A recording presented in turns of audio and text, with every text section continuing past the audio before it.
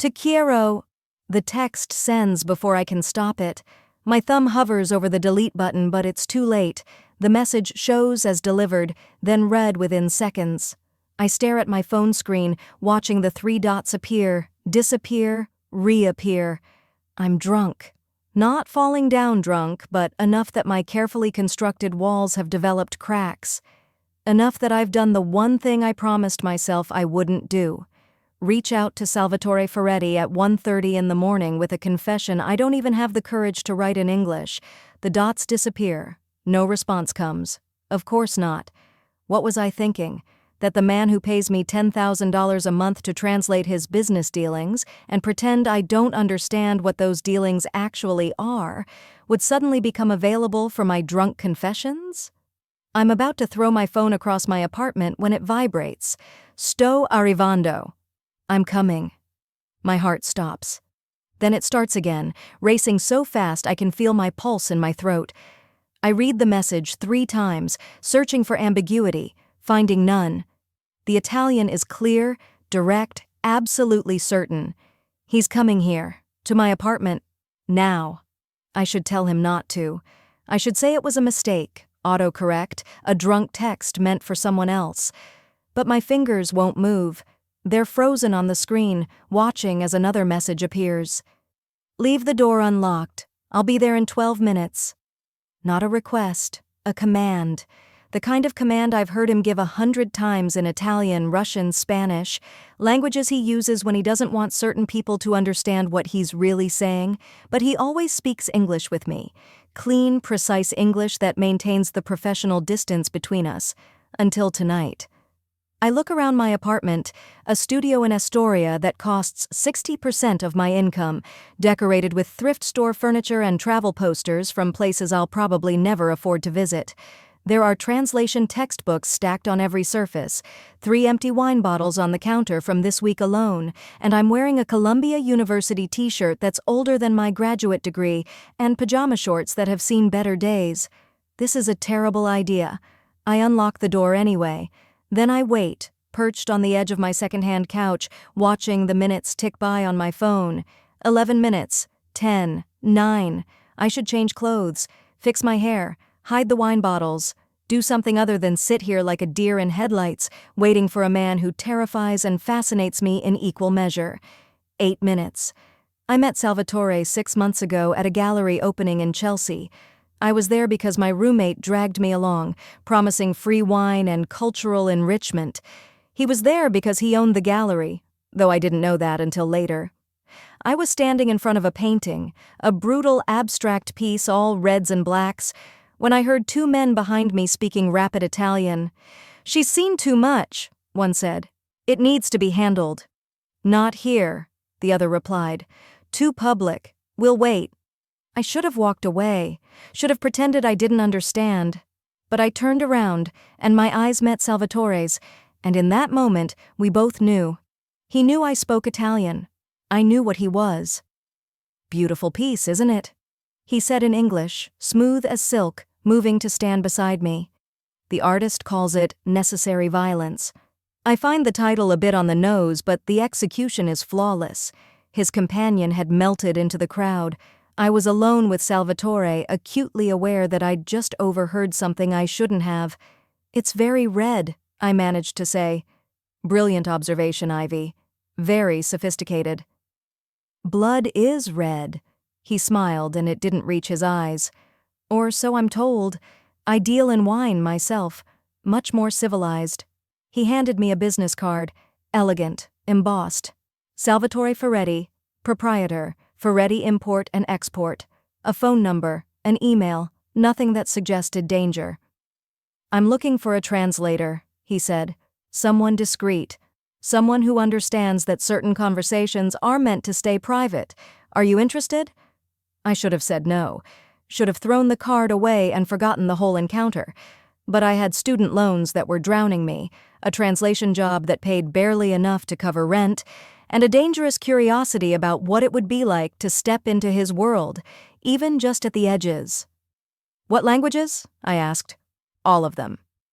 I've been translating for him ever since. Business meetings, phone calls, documents, always professional, always careful. He pays me in cash, never asks me to translate anything explicitly illegal, and maintains exactly the right amount of distance. We've never had a personal conversation, never discussed anything beyond work. Until I sent him those 2 words, 7 minutes. I hear his car before I see it, a black Mercedes with an engine that purrs like a predator. It pulls up outside my building, and through my 3rd-floor window, I watch him emerge. Even from here, even at 1:30 in the morning, Salvatore Ferretti looks like he stepped out of a magazine. Dark suit, no tie, top button undone. He moves with the kind of confidence that comes from never being told no. 6 minutes. He's early. Footsteps in the stairwell. I don't have a doorman, no elevator. He's climbing 3 flights of stairs to reach me. I should have told him to text when he arrived. Should have met him downstairs. But it's too late now. His footsteps are getting closer, and my heart is trying to beat its way out of my chest. He doesn't knock. I left the door unlocked like he told me to, and he simply opens it and steps inside, closing it quietly behind him. For a long moment, we just look at each other. He's taller than I remember. Or maybe it's just that he's never been in my space before, never been anywhere that I could see him outside the context of conference rooms and upscale restaurants.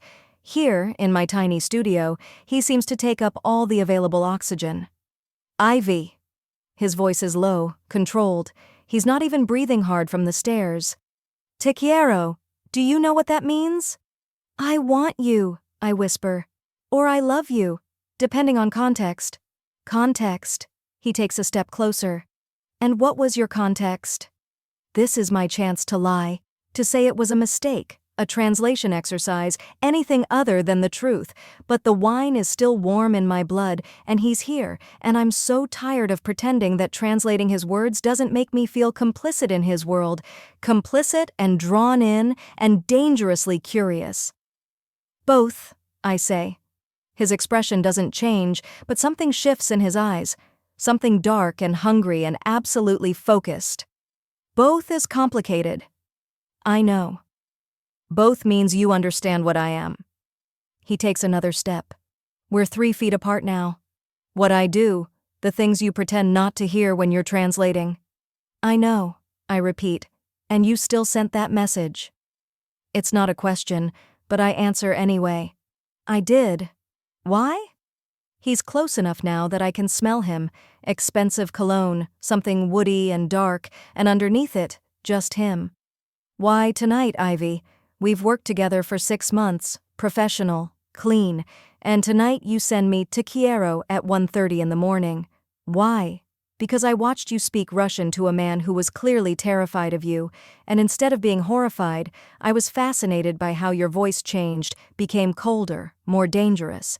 Because I've spent 6 months learning the cadence of your threats in 4 languages, and I've started dreaming in Italian. Because every time you say my name, I feel it in my spine. I don't know, I lie. He reaches out, and I think he's going to touch my face, but instead he picks up one of the empty wine bottles from the table beside me, studies the label, sets it down. You've been drinking. Not an accusation, just an observation. Yes? Alone? Yes. And you decided to text me. He moves to the window, looks out at the street below. Giving me space, maybe, or giving himself time to think. Do you text men when you're drunk often? Never. Never, he repeats, still facing the window. So I'm special. You're dangerous. He turns back to me, and there's something almost amused in his expression. Dangerous. Yes. And you invited me into your home anyway. Left your door unlocked for me. Are you trying to prove something, Ivy? Test your own courage? I don't know what I'm trying to do. The honesty comes easier than I expected. All I know is that I spend 40 hours a week inside your world, translating your words, watching you operate, and I can't. I stop, reset. I can't keep pretending I'm just the translator anymore. What do you want to be instead? The question hangs between us, loaded with implication. What do I want to be? His confidant? His liability? His weakness? I don't know, I say for the 3rd time. Salvatore crosses back to me, and this time he doesn't stop at a careful distance. He steps into my space, close enough that I have to tilt my head back to maintain eye contact, close enough that I can see the flecks of gold in his dark eyes, the shadow of stubble along his jaw, the small scar near his left eyebrow that I've always wondered about. "Let me tell you what you are then," he says quietly. "You're the woman who hears me order violence in Italian and doesn't flinch.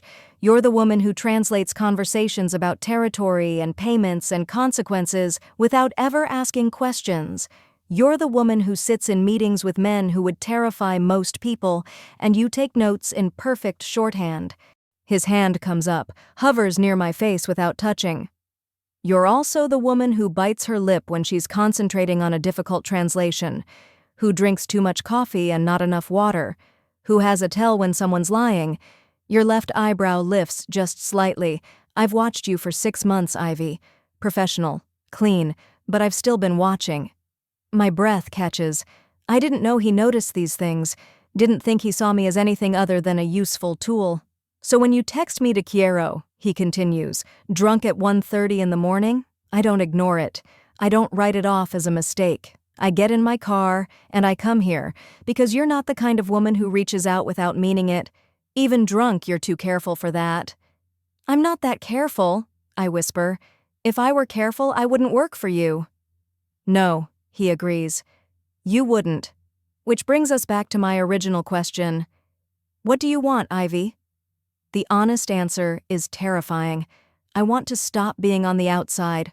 I want to understand not just his words, but his world.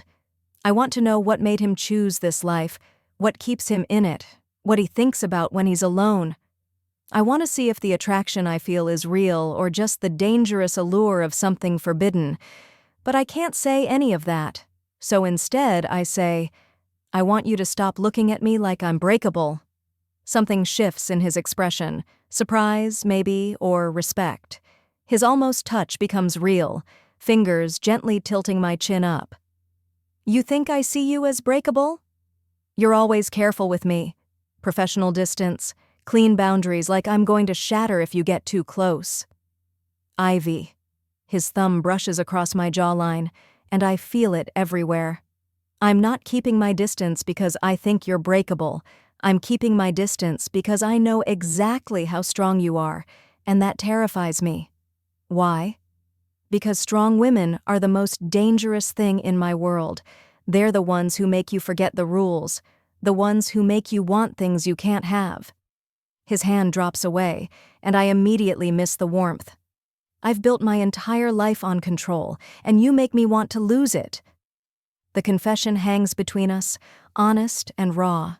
I should be scared, should be backing away, recognizing that this is the moment where I can still walk back from the edge, but I don't want to walk back. Then lose it, I hear myself say. You don't know what you're asking. I know exactly what I'm asking. I've been translating your threats for 6 months, Salvatore. I know what you're capable of, and I'm still here. He studies me for a long moment, and I can see him weighing the decision, can see the exact moment he makes his choice. If I stay, he says slowly, if I cross this line with you, there's no going back. You understand that? I understand. No more professional distance. No more pretending you're just my translator. You'll be mine, Ivy, and I protect what's mine with everything I have. The possession in his voice should worry me, should send up red flags, but instead it sends heat pooling low in my stomach. I'm not asking you to protect me, I'm asking you to stop pushing me away. Those aren't mutually exclusive. He reaches out again, and this time he touches my hair, tucking a loose strand behind my ear with surprising gentleness. You'll be a target. Anyone who wants to get to me will see you as leverage. I'm already a target. I hear everything, remember? If someone wanted to use me against you, they could have tried months ago. They didn't try because I kept you at a distance. The moment that changes, let it change, I interrupt. I'm tired of the distance. He looks at me like I'm a puzzle he's trying to solve, and then he does something I don't expect. He laughs. It's a short, almost incredulous sound. You have no idea what you're getting into. Then show me. The words come out more challenging than I intended, but I don't take them back. I'm done being careful, done pretending that I don't think about him constantly, that I don't replay our conversations while I'm trying to fall asleep, that I don't feel a thrill of dangerous excitement every time I translate something that reveals how much power he actually wields. Salvatore's expression shifts again, the amusement fading into something darker, more intent. You want me to show you? I nod, not trusting my voice. Then here's the first lesson. He steps even closer, until there's barely an inch between us. In my world, words matter. When you say something, you commit to it. No takebacks, no changing your mind when things get difficult. So I'm going to ask you one more time, and you're going to think very carefully before you answer. Do you want this? Do you want me? His intensity should be overwhelming, should be too much. But I've spent 6 months watching him command rooms full of dangerous men with nothing but his voice and his presence. I've translated his orders, his negotiations, his threats. I know exactly how focused he can be when he wants something, and right now, he wants my answer. Yes, I say, and my voice doesn't shake. I want this. I want you. He exhales slowly, and I realize he was holding his breath, waiting for my response. Dio mi aiuti, he mutters. God help me. And then his hand is cradling the back of my head, tilting my face up to his, and he's kissing me. It's not gentle. It's not tentative. It's 6 months of tension and careful distance combusting in an instant. His mouth is demanding, claiming, and I kiss him back just as fiercely, my hands fisting in his expensive shirt, pulling him closer. He tastes like coffee and mint and something uniquely him, and I can't get enough. His other hand spans my waist, pulls me flush against him, and I gasp against his mouth. He takes advantage, deepening the kiss, and I forget how to think. Forget everything except the feeling of his body against mine, solid and warm and real. When he finally pulls back, we're both breathing hard. His forehead rests against mine, and for a moment, we just stand there, caught in the aftermath. This is a mistake, he says, but he doesn't let go. Probably, I agree. You're going to complicate everything. I know. I don't do complicated well.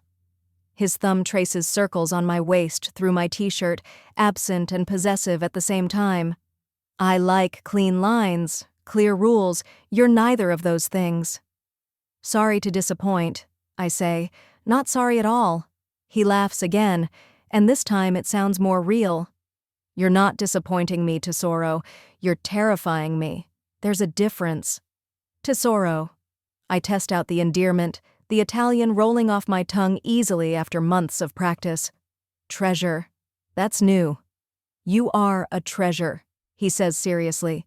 A dangerous, reckless treasure who sends drunk texts in Spanish to Italian mobsters and then leaves her door unlocked like she's inviting a vampire in. Are you a vampire? Close enough.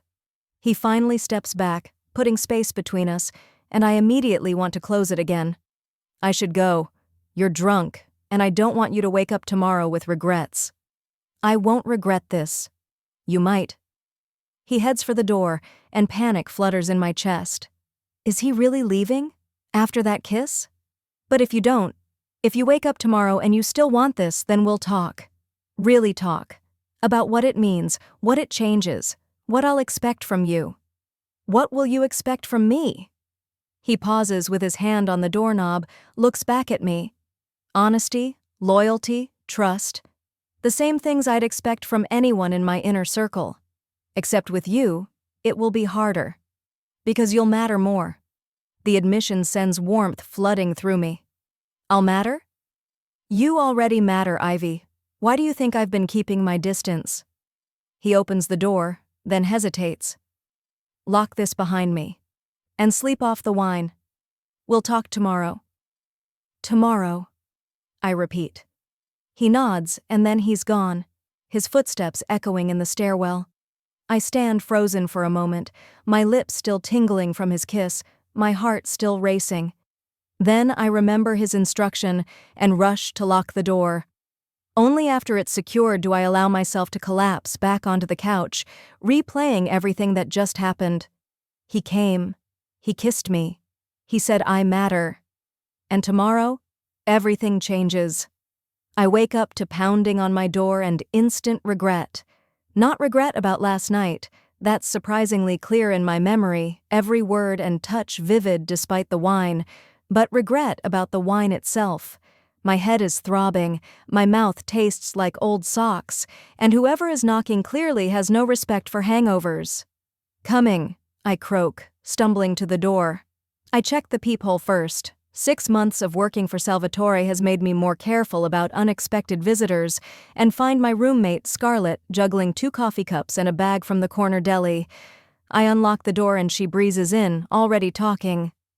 Okay, so I know you said you wanted to be alone last night, but I brought emergency bagels and that fancy coffee you like with the oat milk, and you're going to tell me why there was a literal crime boss standing outside our building at 2 a.m. I freeze halfway through closing the door. What? Don't what me. I was coming home from Tyler's place, and I saw Salvatore Ferretti. Yes, I recognize him from when you showed me his picture, and yes, I Googled him immediately like any good friend would, walking to his very expensive car at 2 in the morning, looking very satisfied, might I add. She sets the coffee and bagels on my tiny kitchen counter and turns to face me with her hands on her hips. Spill. Now. I take one of the coffee cups, buying time. Scarlett is my best friend, has been since freshman year of college, but she doesn't know the full extent of what I do for Salvatore. She knows I translate for a businessman, knows the pay is good, but I've never told her exactly what kind of business he runs. He came over, I say carefully. I can see that. Why? I texted him. Scarlett's eyes widen. You texted him. Your mysterious, extremely hot, possibly criminal boss, at... She glances at her phone, presumably checking timestamps. 1:27 a.m. Ivy Elizabeth Monroe. What did you text him? To Quiero. She blinks. Once. Twice. Then she starts laughing so hard she has to sit down on my couch. You texted him, I want you, in Spanish? Girl. That's the most chaotic thing you've ever done, and you once tried to break into the linguistics department at midnight to steal back your thesis draft. I had legitimate access to that building. You climbed through a window. Fair point. I take a long sip of coffee, trying to organize my thoughts. He came over. We talked. He kissed me. Scarlett stops laughing. He what? Kissed me. And then he left because I was drunk and he wanted me to be sure before... I gesture vaguely. Before whatever comes next. Whatever comes next, Scarlett repeats slowly. Ivy, please tell me you understand how insane this is. You barely know this man. You work for him. And unless my Google search results are very wrong, he's connected to some seriously dangerous people. I know. Do you? Because from where I'm sitting, it looks like you're about to dive headfirst into something that could get you killed. Her bluntness is one of the things I usually love about her, but right now, it hits too close to the fears I've been trying to ignore. I'm being careful. You texted him to Quiero while drunk. That's the opposite of careful. Scarlett, no, listen. She leans forward, her expression serious now. I love you. You're brilliant and careful, and you think through every decision approximately 17 times before acting on it. Which is why this terrifies me, because this isn't you thinking things through, this is you jumping off a cliff and hoping someone catches you. Maybe I'm tired of thinking things through, I say quietly. Maybe I'm tired of being careful all the time. Do you know what my life looks like? I translate documents. I go to meetings. I come home to this apartment and I study languages, and I have no life outside of work and school and more work. I'm 27 years old, Scarlett. When was the last time I did something reckless? There's reckless, and then there's dating a mobster. I'm not dating him. We kissed.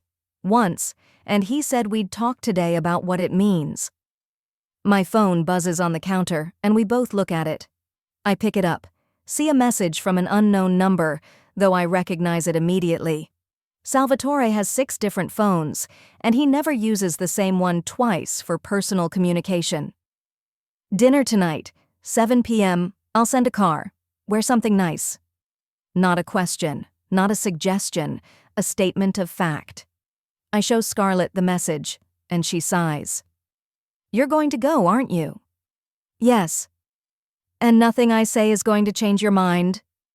Probably not. She stands up, grabs her coffee. Fine. But you're sharing your location with me all night and you're texting me every hour on the hour, and if you don't text, I'm calling the cops. The cops won't help against Salvatore. Then I'll call someone who will. I don't know who yet, but I'll figure it out.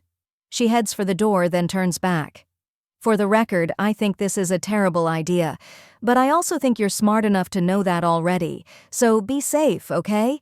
And if he hurts you, I will find a way to destroy him, mafia connections or not.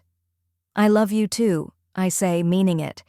After she leaves, I stare at my phone for a long moment before typing a response. What counts as nice? The response comes within seconds. Nice enough that I can enjoy taking it off you later. Heat floods through me, and I nearly drop my phone. That's direct, clear, absolutely intentional. I type and delete 3 responses before settling on confident. Realistic.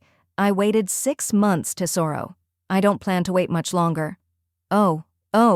I sit down heavily on my couch, my coffee forgotten, trying to process the implications of that message.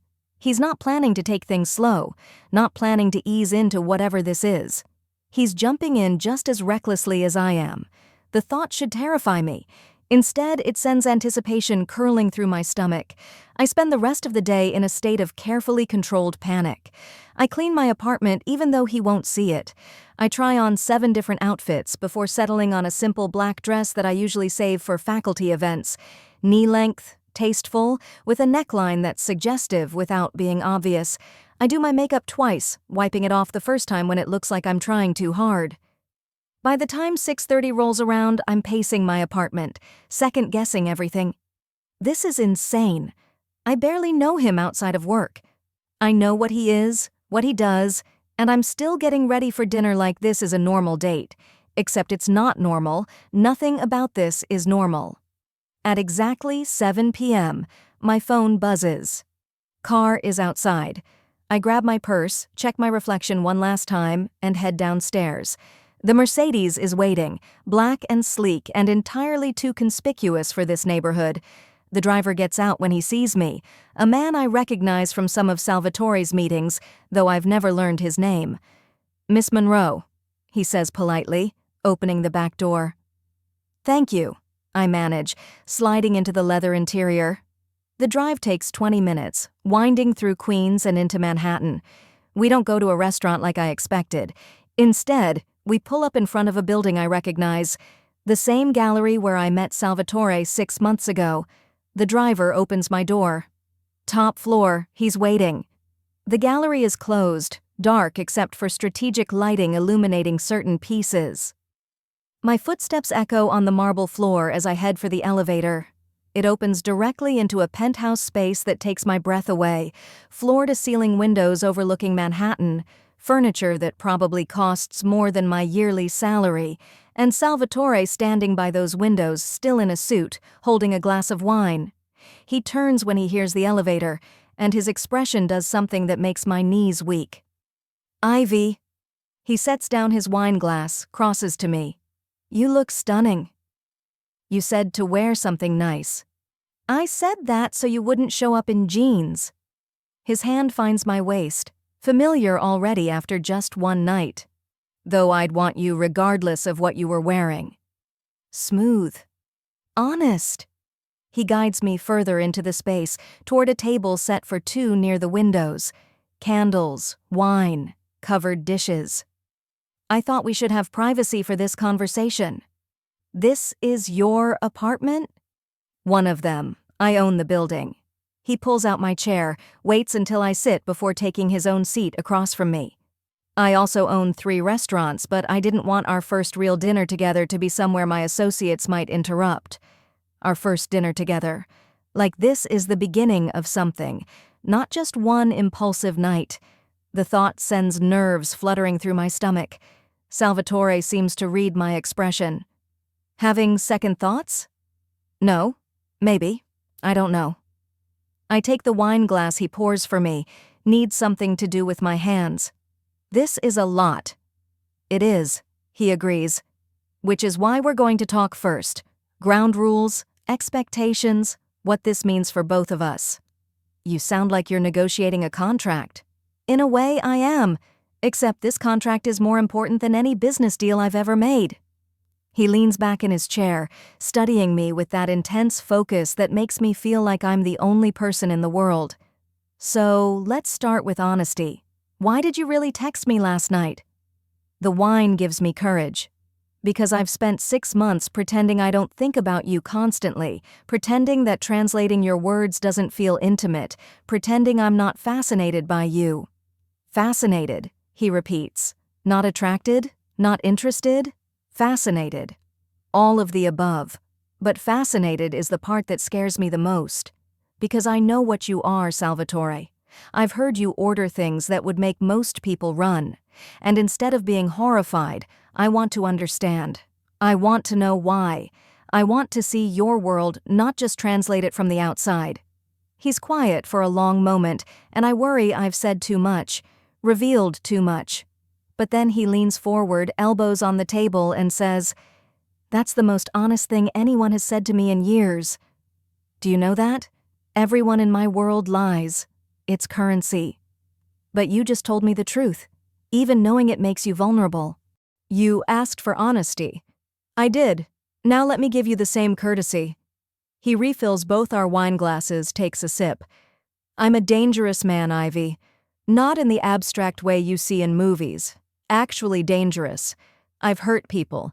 I've ordered things that kept me awake at night. And I'd do it all again if it meant protecting my family, my territory, my interests. That's who I am. I know. Do you? Because knowing intellectually and knowing viscerally are different things.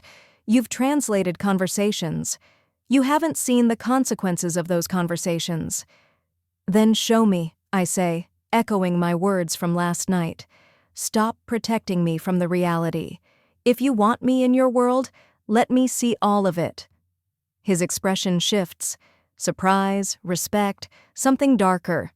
"You think you want that, but once you see it, you can't unsee it. Once you're truly part of this world, there's no walking away clean." "I don't want to walk away." "You say that now. I say that knowing exactly what I'm risking," I interrupt. "I'm not naive, Salvatore. I've spent 6 months researching you, your family, your business. I know what happened to the last person who betrayed you. I know about the territories you control, the deals you broker, the violence you're capable of. And I'm still here." He stares at me, and I can see him recalculating, reassessing. "You researched me." "Of course I did. The first week you hired me, I spent 3 days digging through every news article, court record, and rumor I could find. I wanted to know who I was working for." "And you stayed." "I stayed." "Why?" The question is genuinely curious. If you knew what I was, why stay? The money? Partly, I admit. Student loans aren't paying themselves, but also curiosity, fascination, the sense that I was seeing something most people never see. You operate in this shadow world that exists parallel to normal society, and translating for you gave me access to it. How could I walk away from that? Most people would run. I'm not most people. No, he agrees slowly. You're really not. He stands, picks up his wine glass. Come here. I follow him to the windows, where the Manhattan skyline spreads out below us, glittering and alive. He stands behind me, close enough that I can feel his warmth, and points to different areas of the city. See that building? The one with the green lights? He waits for my nod. I own it. And the 3 buildings around it. That neighborhood used to be controlled by the Volkov family, Russian Bratva. They thought they could expand into my territory without consequences. They were wrong. His hand moves to point at a different section of the skyline. That warehouse district by the river? That's where I broker most of my import deals, completely legitimate on paper. But the paperwork doesn't mention what else comes through those warehouses sometimes. Weapons, Information. People occasionally, though I draw the line at trafficking.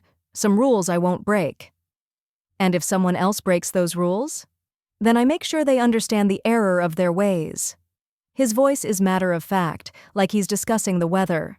This is my world, Ivy. Territory and power and maintaining the balance between what's legal and what's necessary. It's not romantic. It's not exciting. Most days, it's just business. But some days, it's violent.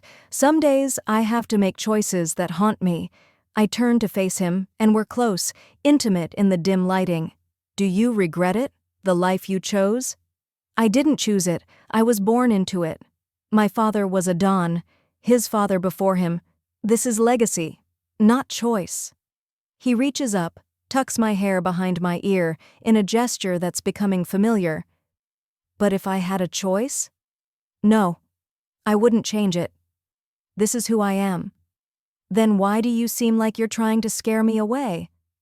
Because once you're in, you can't get out. And I need you to understand that before we go any further. His hand cradles my face, thumb brushing my cheekbone. If you're mine, Ivy, truly mine, then you're part of this world. You'll be protected, but you'll also be a target. You'll have to lie to friends, family, anyone who asks what you do. You'll see things that will change you. And you can never, ever betray me. Because if you do, he doesn't finish the sentence. Doesn't need to. I understand the implication. I won't betray you, I say quietly. You don't know that yet. You don't know what you might see, what you might learn. People break under pressure, Tesoro. Even strong people. Then test me. The words come out more challenging than I intend. Stop warning me and actually show me your world. Let me prove I can handle it. His eyes search mine, looking for doubt, fear, hesitation. Whatever he sees must satisfy him because he nods slowly. All right. Tomorrow night you'll come with me to a meeting, a real one. Not the sanitized version where I let you sit in the back and translate. You'll be at the table.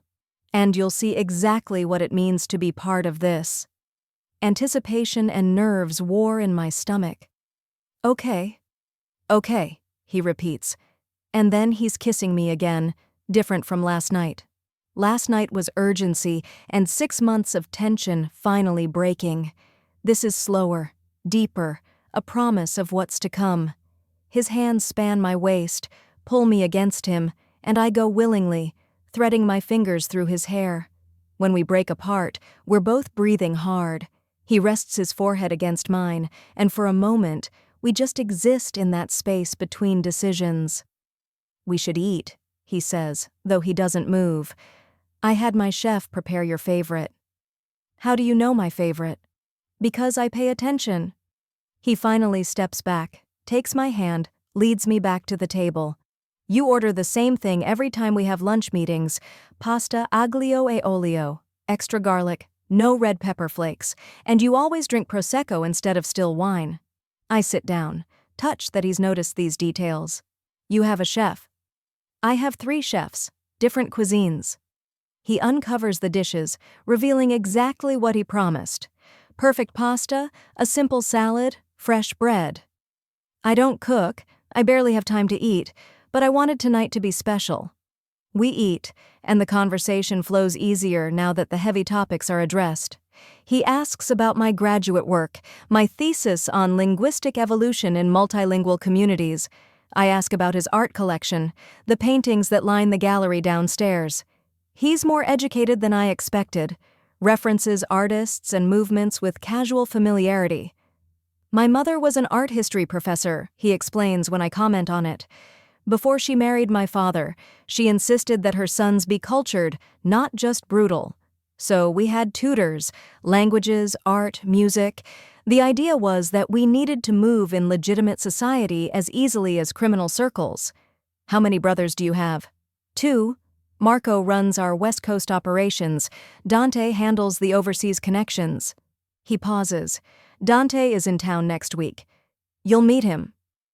The casual statement feels weighted with significance. Meeting family. That's a step. A declaration. He knows about me? He knows I hired a translator. He doesn't know about last night. Salvatore's hand finds mine across the table. But he'll know soon enough. I don't hide what's mine. What's yours? I repeat, testing the phrase. That's very possessive. I'm a possessive man. Is that a problem? I should probably say yes. Should establish boundaries, independence. But the truth is, the possessiveness doesn't bother me. If anything, it's part of the appeal. No, I admit, it's not a problem. His smile is satisfied, predatory. Good. Because I don't share well. We finish dinner, and he leads me to the living area, a sectional sofa that probably seats 10, positioned to face the windows and the view. We sit, and he pulls me against his side, natural and comfortable, like we've been doing this for years instead of just deciding to try. Tell me something, he says after a moment, something you've never told anyone. That's a dangerous game. We're already playing dangerous games, Tesoro. Might as well go all in. I think about it, weighing what to reveal. I almost didn't take your job, I finally say. That night at the gallery, after you gave me your card, I threw it away. Tossed it in the trash on my way out because I knew taking it would be a mistake. But you took it anyway. I went back. At midnight I went back to that gallery and dug through the trash until I found it. I feel my cheeks heat with the admission. I told myself it was about the money, about paying off my loans. But really, it was about you, about the way you looked at me like you could see straight through me. I wanted to know if that was real or just a moment. It was real, he says quietly. I knew the second I saw you turn around, the second I heard you speak Italian with that perfect Tuscan accent. I thought, here's someone who could understand me. Actually understand, not just translate. Is that what you need? Someone who understands? I need someone who doesn't flinch from what I am, someone who sees the violence and the choices and still decides to stay. His arm tightens around me. I've had women in my life before, beautiful women, smart women, but they all wanted the fantasy, the powerful man, the expensive gifts, the excitement. None of them wanted the reality, the blood, the consequences, the nights when I can't sleep because I'm weighing whether a decision I made was worth what it cost. The honesty in his voice cuts through me. You don't sleep well? Not often. What helps? He looks at me and there's something vulnerable in his expression. This. Right now. Having someone to talk to who doesn't need me to be the Don, who just lets me be Salvatore. The confession feels significant, weighted with trust. I shift closer, rest my head on his shoulder. Tell me about your mother, the art history professor. And he does. For the next hour, we talk, really talk. He tells me about growing up in a world of contradictions, where his mother taught him about Renaissance painters, while his father taught him how to read a ledger filled with illegal earnings. I tell him about my childhood, growing up in Ohio with parents who never understood my obsession with languages, who thought I should have become a doctor or lawyer instead of pursuing linguistics. They still don't talk to me much, I admit. They think I wasted my potential. You translate 5 languages fluently and you're working on your doctorate. How is that wasting potential?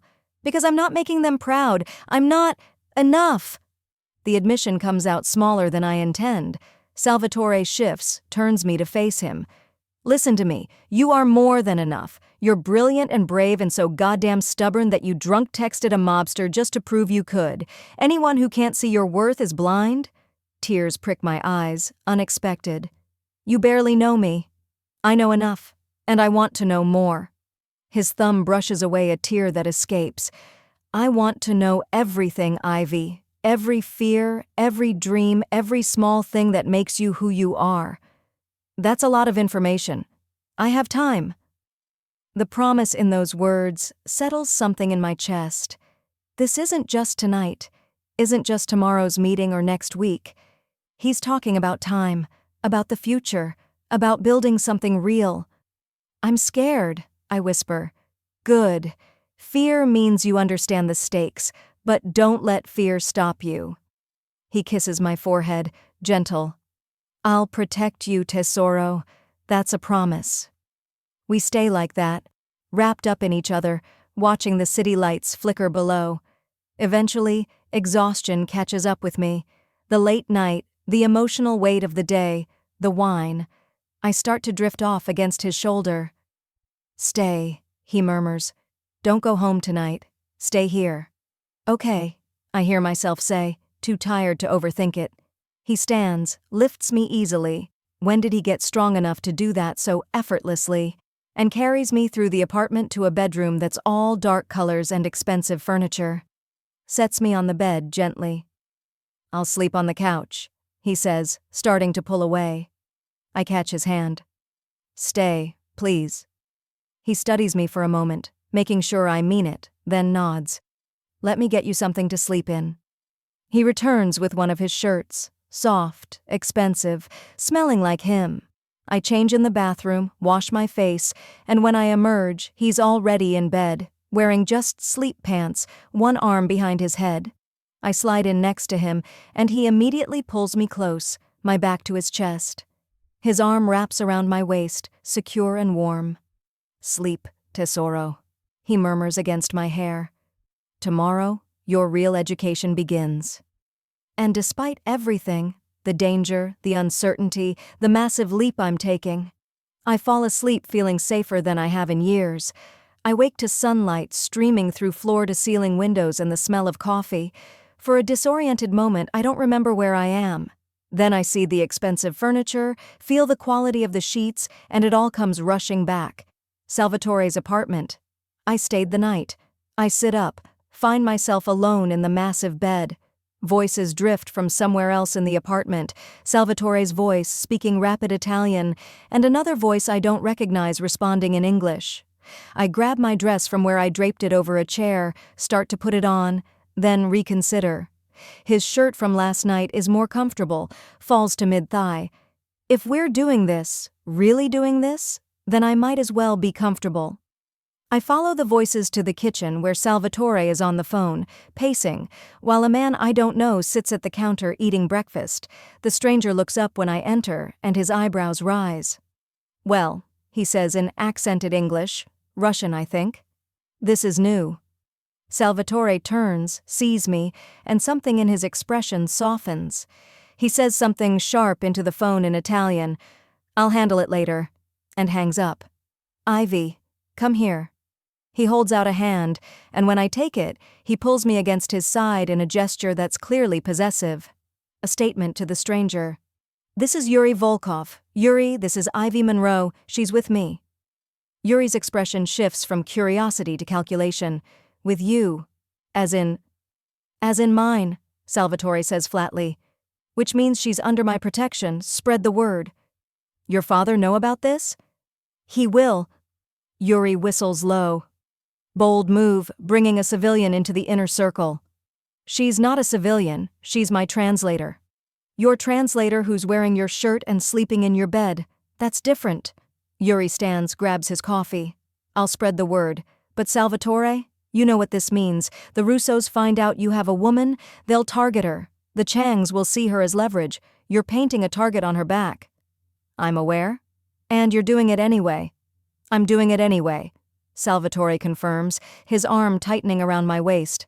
"Anyone who touches her answers to me. Make that very clear." Yuri nods, all business now. "Message received. I'll have my people watch her building, her routes, discreet surveillance. And Salvatore?"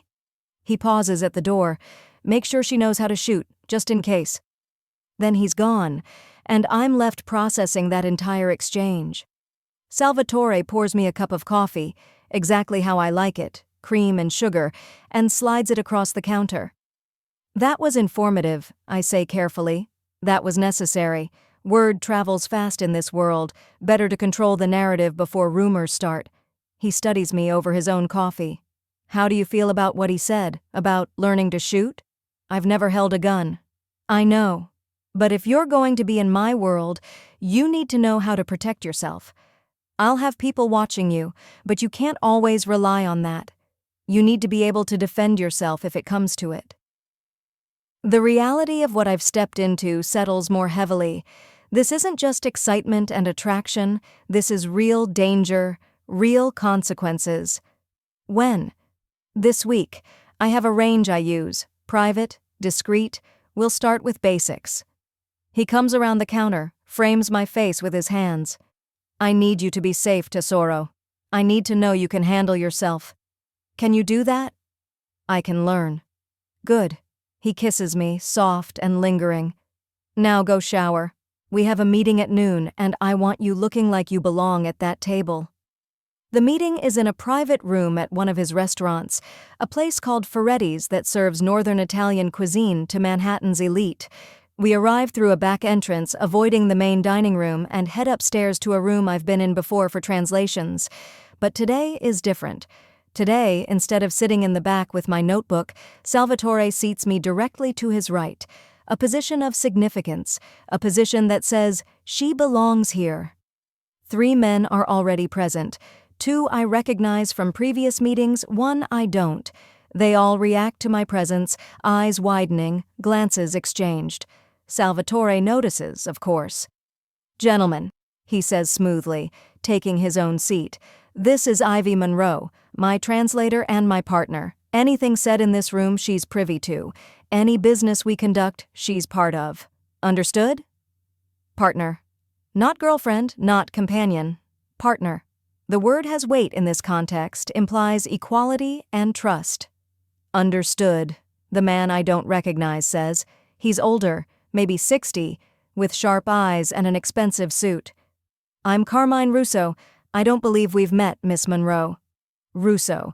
The name triggers recognition, one of the families Yuri mentioned. Potential threat. I keep my expression neutral, professional. We haven't. It's nice to meet you. Carmine, Salvatore says, and there's a warning in his voice. Let's talk business. Ivy, take notes. The meeting proceeds, and I'm struck by how seamlessly Salvatore operates. He negotiates with Carmine over territory lines, trading neighborhoods like chess pieces. He's strategic, calculated, but also willing to compromise where it makes sense. He speaks Italian when he wants privacy, English when he wants clarity, and at one point switches to Russian to make a point that leaves Carmine looking unsettled. I translate when asked, take notes on everything, and try not to show how much I'm absorbing. This is real power, real maneuvering, and I'm watching it happen from the inside. After an hour, the meeting concludes. Carmine leaves with a handshake and a long look at me that I don't like. The other 2 men follow, leaving Salvatore and me alone. You did well, he says, gathering papers. I barely did anything. You sat at that table without flinching. You took notes on a conversation about moving drug routes through residential neighborhoods. You looked Carmine Russo in the eye when he tried to intimidate you. That's more than well. He pulls me up from my chair, kisses me briefly. And now everyone in our world knows you're mine, which means you're protected but also watched. How do you feel? Honestly? Exhilarated, terrified, both. Good. That means you're paying attention. His phone buzzes and he checks it, frowns. I need to handle something. Can you get home okay? I'll call a car. Use mine. Marco will take you. He's already moving toward the door, all business now. And Ivy? Text me when you're home safe. That's non-negotiable. Okay. He pauses at the door, looks back. Dinner tonight. My place, 7. Another meeting? No, just us. I want to cook for you. You said you don't cook. I said I barely have time. I didn't say I can't. He smiles, and it's warmer than I've ever seen. See you tonight, Tesoro. And then he's gone, leaving me in this room with notes about illegal activities and the lingering smell of his cologne. I gather my things, head downstairs. Marco is waiting by the car, the same driver from last night. Miss Monroe, he greets. Ivy is fine. He opens the door, and I slide in, already pulling out my phone to text Scarlett the promised update. But before I can, a text comes through from an unknown number. Enjoy your meeting? You looked very pretty sitting next to Salvatore. It would be a shame if something happened to that pretty face. My blood runs cold. I stare at the message, reading it 3 times, trying to process. This isn't Salvatore. Wrong tone, wrong phrasing. This is someone else. Someone who was watching the meeting. Someone who's threatening me. I screenshot the message, forward it to Salvatore immediately. Then I tell Marco, "Drive, now." He must hear something in my voice because he pulls out faster than usual, taking turns with professional precision. My phone rings. Salvatore. "Are you safe?" His voice is sharp, controlled fury underneath. "I'm in the car. Marco's driving." "Show me the message." "Photo." I send it. Hear him curse in Italian, rapid and violent. "Ivy, listen to me carefully. You're going to go to your apartment, pack a bag, essentials only, and Marco will bring you back here. You're staying with me until I handle this." "Salvatore?" "That's not a negotiation." His voice leaves no room for argument. "Someone just threatened you because of me. That means they're declaring war. And I need you somewhere I can protect you. Understood?" "Understood." "Good girl. Pack fast. Marco will stay with you the entire time."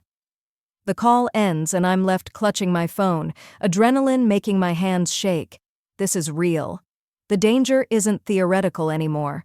Someone knows about me, knows I matter to Salvatore, and they're using that information as a weapon.